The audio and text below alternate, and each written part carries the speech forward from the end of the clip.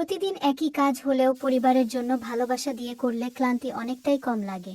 সব ভালোবাসার গল্পে দুজন মানুষ একসাথে থাকে না, কিছু গল্পে একজন অপেক্ষা করে আর অন্যজন দূরে থেকে ভালোবাসে। আমাদের গল্পটাও ঠিক তেমন। ও নিজের দায়িত্ব নিয়ে দূরে থাকে, আর আমি প্রতিদিন ওর একটা ফোন কলের অপেক্ষায় থাকি। ফোনটা বেজে উঠলেই মনে হয় আজকের দিনটা যেন একটু ভালো হয়ে গেল। কখনো ও ব্যস্ত থাকে, কথা বলতে পারে না, তখন একটু অভিমান হয়, মনে হয় আমার জন্য কি একটু সময় নেই। কিন্তু পরে নিজেকেই বুঝাই, যে মানুষটা আমার জন্য দূরে থেকে এত কিছু করছে, তার ব্যস্ততার কারণটাও তো আমি। আমাদের মাঝে দূরত্ব আছে, কিন্তু ভালোবাসায় কোনো দূরত্ব নেই। হাজার মানুষের ভিড়েও আমার মনটা শুধু একজনকেই খোঁজে, আর সে হলো ও।